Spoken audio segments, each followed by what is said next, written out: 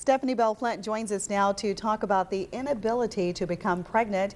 If you have questions, you can send them to the doctors at WLBT.com. Thank you, Maggie. Joining us today is Dr. John Wooley with Baptist for Women and the Women's Clinic.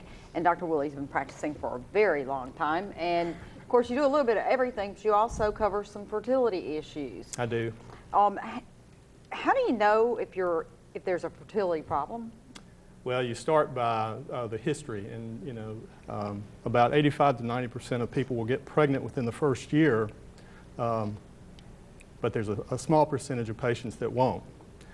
So you just basically, how long has somebody been trying, whether or not they have regular predictable periods, whether or not they have anything in their history that might indicate a problem, severe pelvic pain, severe menstrual cramps, whether or not their spouse has had any particular problem, or whether or not he has had any problems having children in the past, whether or not there's any history of any type of sexually transmitted disease or anything that might lead to a tubal insult. All of those are factors you need to consider.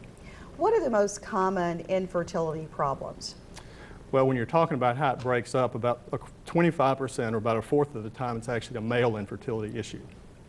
And then there are some, about 25%, where there's an ovulatory problem with the woman.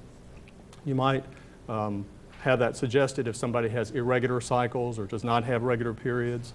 If a woman has a regular period every month, the likelihood of her being ovulatory is very high. So about 25% of the time it's an ovulatory defect. Other factors might be 20% where there's a problem with the tubes, because in its simplest form, a woman has to ovulate, a man has to have an adequate sperm count, and the two have to be able to get together. I was about to ask, what can you do as a couple when it comes to dealing with this? Besides the obvious, is that what you mean?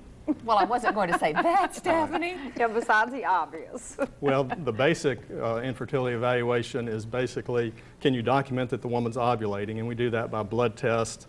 And there are some other ways to do that, but if a woman has a regular cycle, then a blood test can confirm that.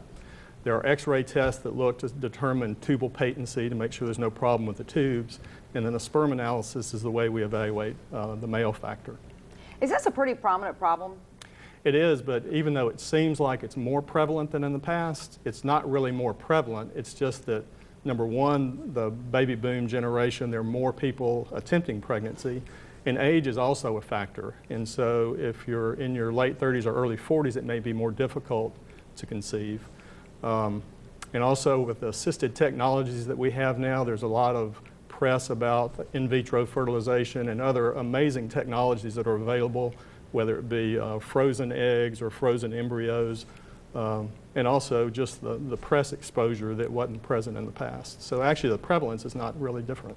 What about a woman who has a tubal ligation and then decides she'd like to get it reversed in order to get pregnant? How likely is that?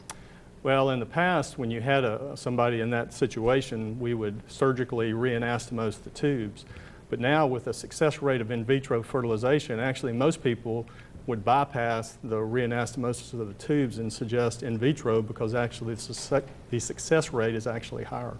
Oh, cool option. So we can all go and start having kids again. Yeah, can't wait.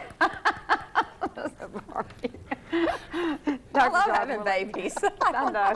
Thank you. So do you have lots of women like her? Just curious. Absolutely. We love those kind of women. I bet. Keep them coming.